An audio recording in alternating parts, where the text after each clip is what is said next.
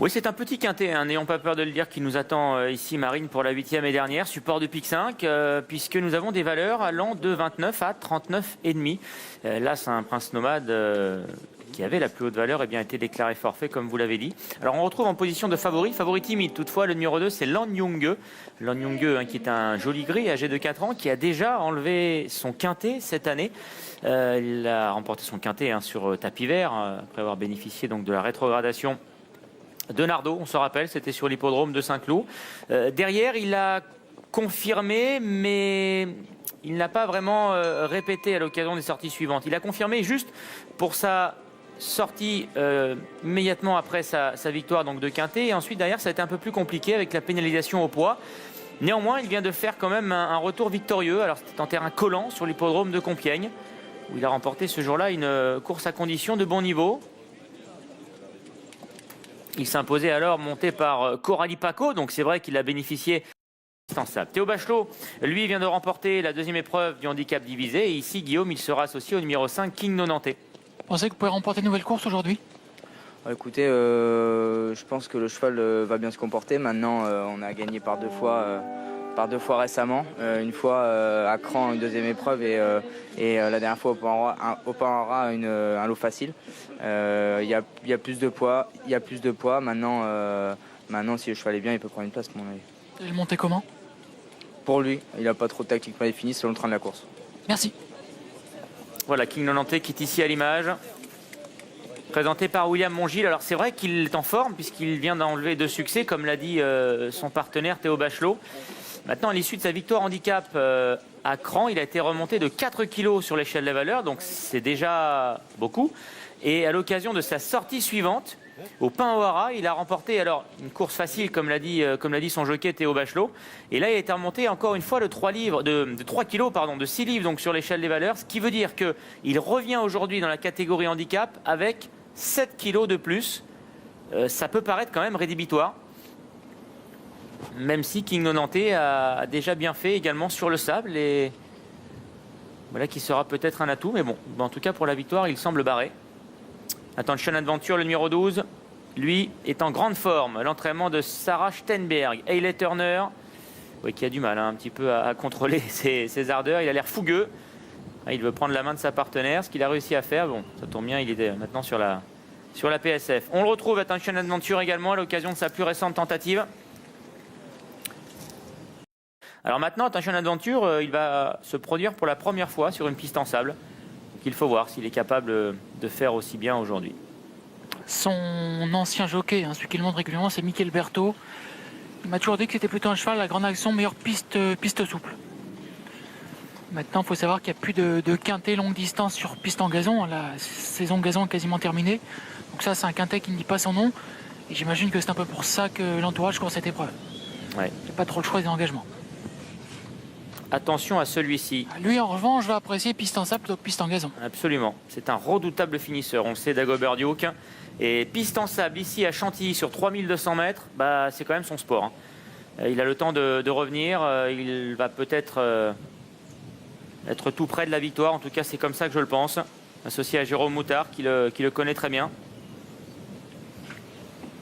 Je pense qu'il va lutter pour la victoire.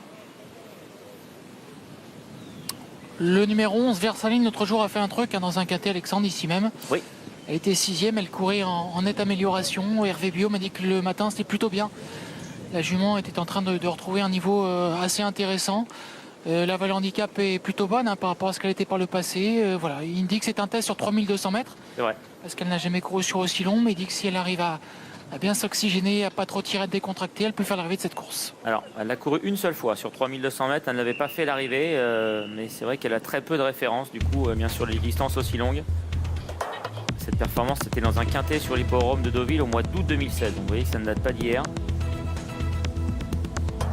Elle est proposée à 17 €, et code d'outsider. On voit Max Spirit ici, le numéro 3, qui a été conduit en main au départ, non monté avant ses petits camarades. Alors Max Spirit, il revient en plat après un très bon passage sur les obstacles. Il a gagné cet été à Clairefontaine. Il vient de se classer 4e du prix Guillaume de Pracontal, qui est un gros handicap sur l'hippodrome d'Auteuil. Et il n'a plus été revu en plat depuis la fin du mois de juillet. Il a surtout refusé de partir l'autre jour au Auteuil. C'est ce que me rappelait Pascal Adane. Il avait été non partant à cause de cela. Ouais, c'est un cheval qui a un peu de tempérament et qui n'avait pas voulu partir l'autre jour à Auteuil, d'où le fait qu'il soit non partant. Enfin, je ne sais pas si vous pouvez confirmer, mais c'est ce qu'il m'a dit en discutant avec lui. Et qu'aujourd'hui, il le repasse en plat pour lui donner une bonne leçon, pour remettre les choses dans le bon sens.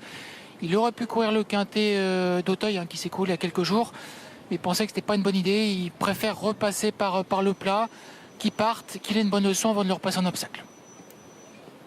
Alors effectivement, il a refusé de s'élancer à Compiègne le 2 novembre, alors qu'on me communique une information, le numéro 11 a été disqualifié à l'arrivée de la précédente sur l'hippodrome de Vincennes. Vous avez donc ici l'arrivée qui vous est proposée. Il était initialement deuxième, il disparaît donc de cette arrivée, une arrivée qui est donc officielle à présent, comme vous pouvez le voir.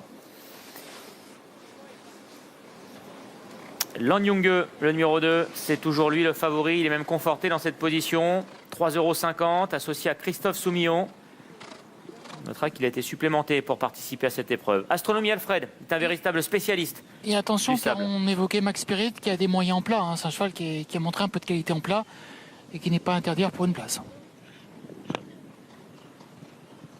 Oui, c'est vrai. Alors maintenant, même s'il a couru en obstacle et qu'il a gagné en obstacle, évidemment sur des distances au-delà de 3000 mètres, il n'a jamais couru en plat sur une distance aussi longue.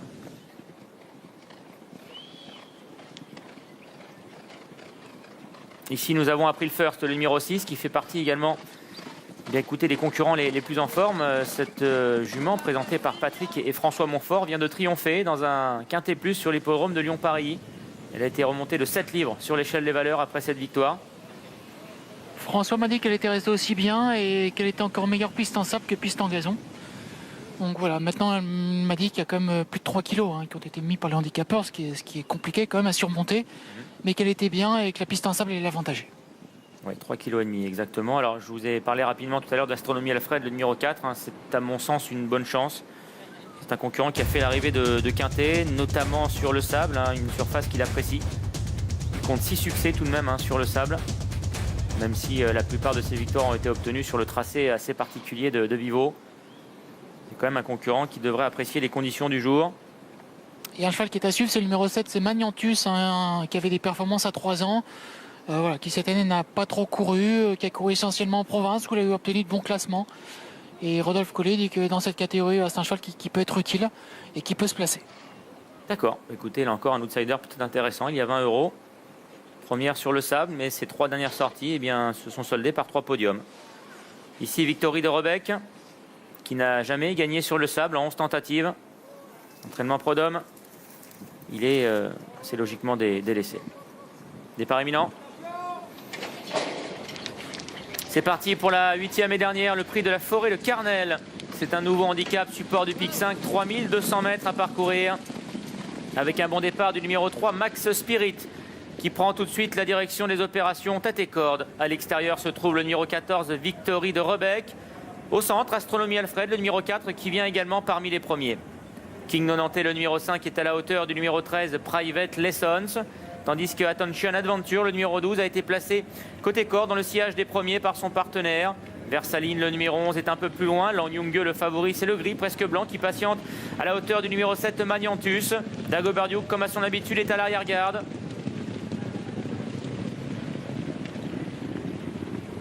Alors qu'en dernière position se trouve le numéro 9, Icar. Le premier tournant abordé en tête par le 3, Max Spirit. En deuxième position, galope toujours Victory de Rebec devant Attention Adventure. Au centre, il y a le 5, King Nonantais. Versaline est toujours côté corde.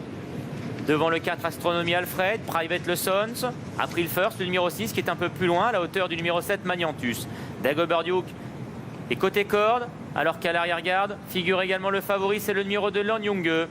Devant le 9, Icar. Ils abordent maintenant la ligne droite des tribunes avec toujours Max Spirit, le numéro 3 qui a le meilleur. Victory de Rebec est en deuxième position.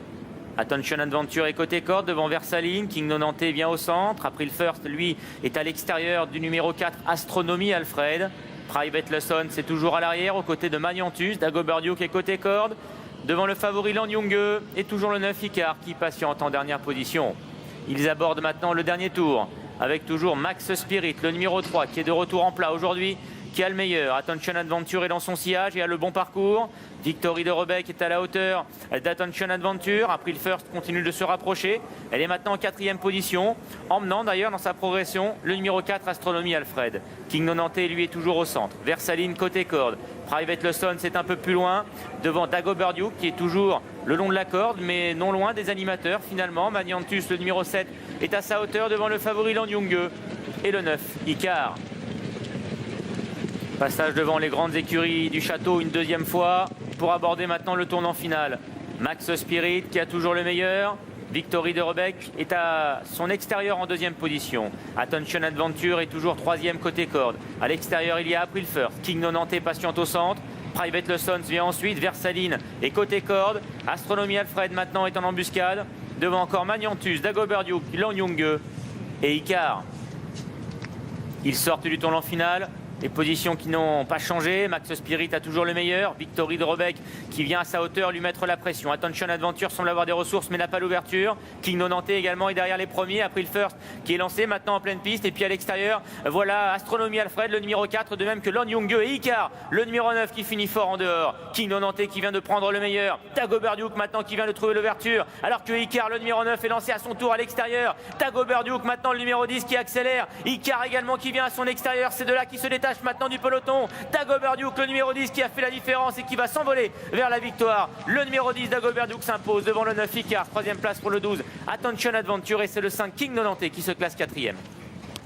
10, 9 et 12 pour le trio gagnant. Le numéro 10, Dagobert Duke s'impose. Lui qui aime vraiment cette surface, il triomphe plaisamment. Le numéro 9, Icar, est 2e. 3e place pour le numéro 12, Attention Adventure. 4e place pour le numéro 5, King Nonanté. Et 5e place pour le numéro 11, Versaline. Ouais. Dagobert Duke, comme à ses plus beaux jours, il est redoutable sur ce parcours. C'est vraiment son sport, lui qui attend. Il a pu en plus de cela bénéficier d'un super parcours. Jérôme Moutard a pu le décaler progressivement de la corde. Personne ne l'a embêté lorsqu'il a prononcé son effort. À l'entrée ligne droite, on pouvait penser qu'Icar allait le faire parce qu'il avait beaucoup de ressources. Et finalement, il est tombé sur plus fort que lui aujourd'hui. Regardez, Jérôme Moutard se retourne. Le Dagobert Duke s'est bien allongé pour finir. Et il s'impose, remportant ici la 9e victoire de sa carrière. Merci à toutes les équipes techniques qui étaient présentes aujourd'hui sur les forums de Chantilly. Merci à vous Guillaume, à très bientôt. Et bonsoir à vous Marie. Salut Alex, merci donc à Guillaume également qui vous accompagne aujourd'hui, à toute l'équipe présente sur place. Voici l'arrivée gagnante de ce pic 5 de clôture à Chantilly, 10, 9, 12, 5 et 11.